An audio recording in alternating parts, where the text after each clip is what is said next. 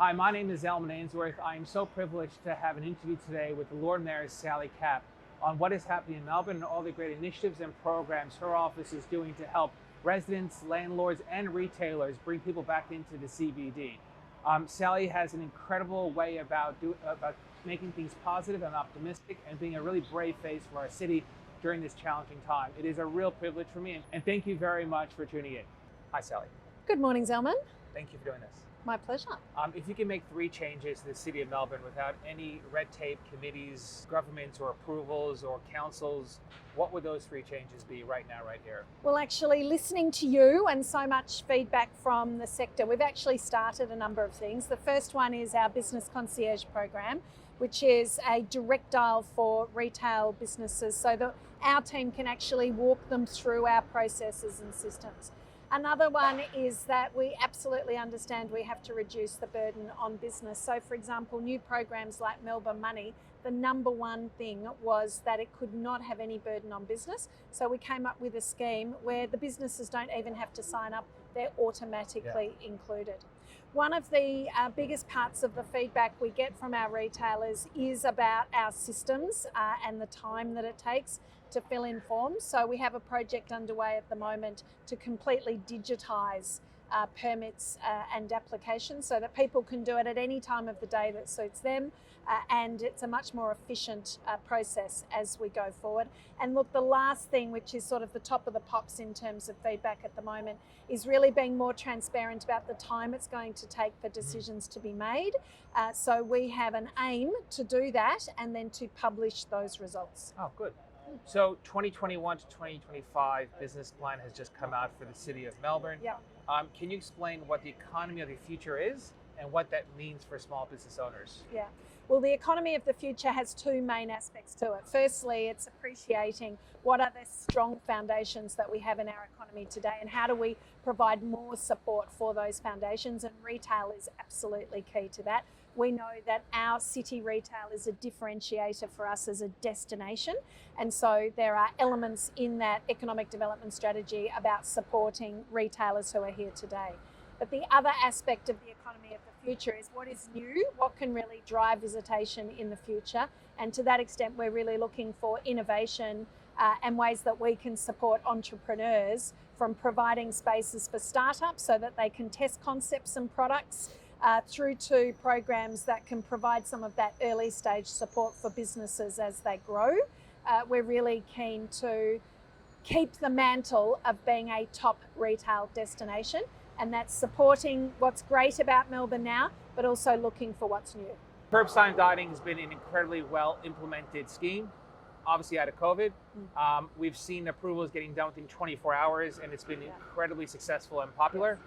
Is that something that we can get used to and that be part of Melbourne's landscape moving forward? I really think that we've all got to look for the silver linings out of COVID, and one of them is the way that we demonstrated that we can really respond and be agile, that we can try things and we can show that we've got systems that can work at a pace and at scale. So we can definitely expect more of those types of initiatives and the way that we're approaching things. And I think that sense of trialling and piloting and experimenting is a really important aspect, giving ourselves the permission to do that, for the market to give us permission to try new things, see what works well, and then keep doing those things. But if things aren't doing well, to actually acknowledge them and move on. Okay. Melbourne Money, another great thing that your office is doing, has been incredibly well received, creating that buzz that we're all looking for. Yeah.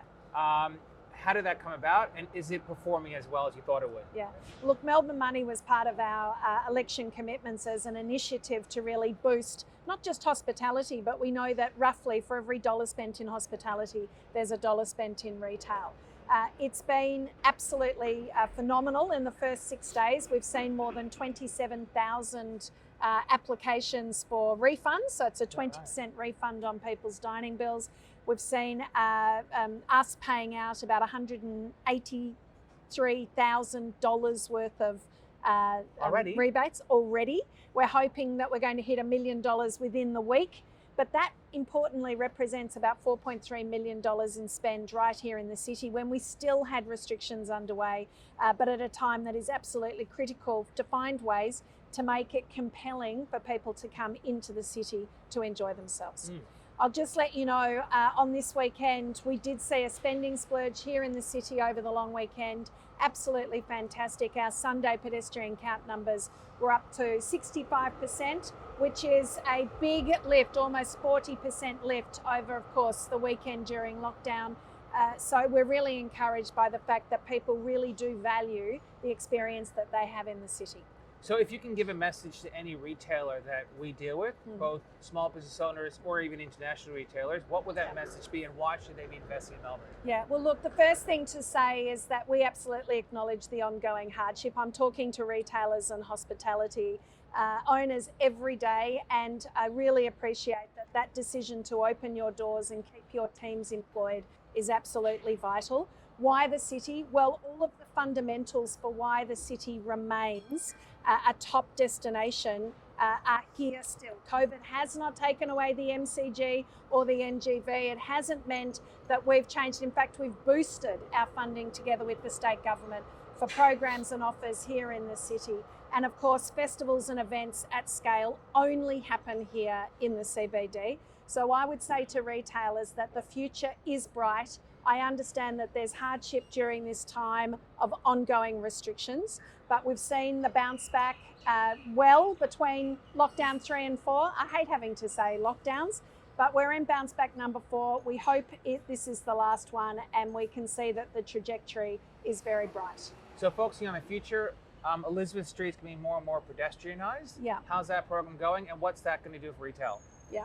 So as we look across our city and we're looking at those transport modes, there's no doubt that around our major train stations, the majority of transport movements are pedestrian. That's 80% of the trips done around the city. Providing more space for pedestrians is absolutely key. We see that for our city, but we've seen it, of course, demonstrated in some of the best cities around the world as making that space for people to move, but importantly, to be able to stop and go into shops, to be able to stop and dwell at windows and make those important decisions about buying. Elizabeth Street is a major pedestrian thoroughfare. We're spending millions of dollars upgrading Elizabeth Street South at the moment, and that will continue all the way along Elizabeth Street, particularly as we head to the station at QV.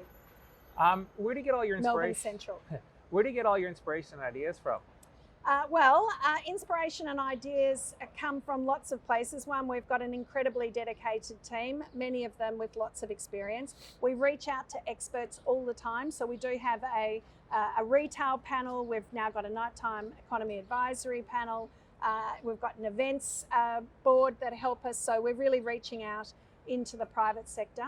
We use our networks of cities around the world extensively. I'm on Zooms at midnight every second week, checking in with mayors, listening to the initiatives that they've been doing, what's working well.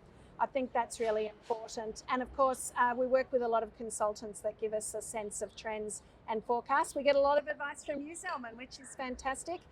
People that really are at the heart of it, listening to the pulse and giving us great advice on what we need to do.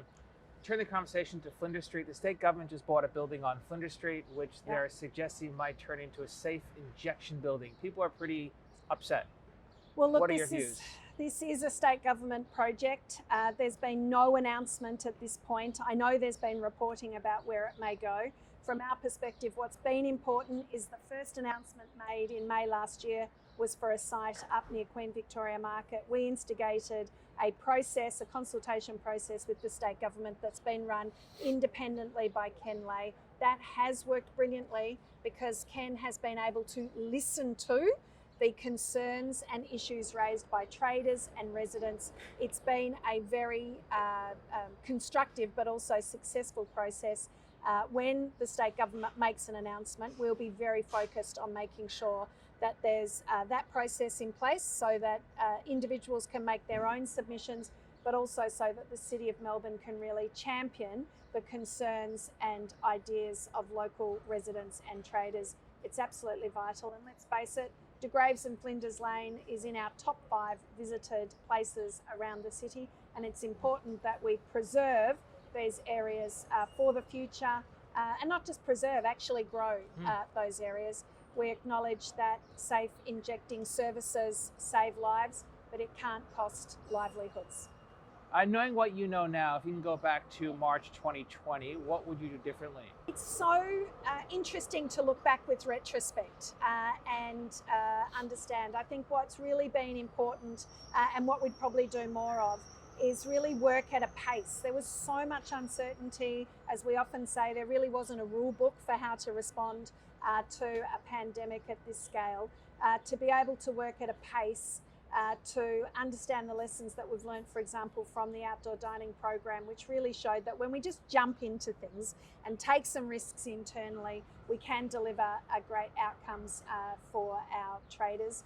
And so for me, it would be very much about moving with more pace to provide the support, to undertake the programs, and to make sure that we're doing everything we possibly can to support our retail owners and their teams, our hospitality owners and their teams, because you are the lifeblood of this city and we're just not the same without you. It's really important to us that we can help sustain as many of you as possible through this time of hardship, to make sure that when we are free of the shackles of lockdowns and COVID restrictions, that everybody can really flourish and go back to that magnificent Melbourne that we all love and remember so well. So what do you want to be remembered for as being Lord Mayor of Melbourne? Yeah, well, those thoughts on that have changed significantly, obviously, as a result of the pandemic. That first priority has to be returning Melbourne to a vibrant, flourishing economy. It's absolutely the centrepiece for us as an organisation to be able to deliver many other programs is dependent on this being a place of commerce, a place of economic activity.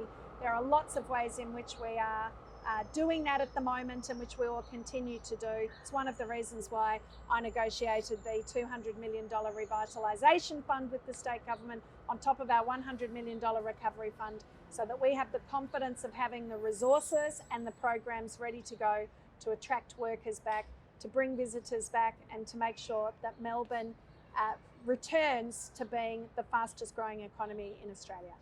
You've had a unique career journey and career path to get here. What would your advice be to young people starting out their careers or their businesses? Yeah, my advice to young people starting businesses is really test yourself and your personal boundaries. Please don't sit in a comfort zone. Don't be satisfied with the status quo.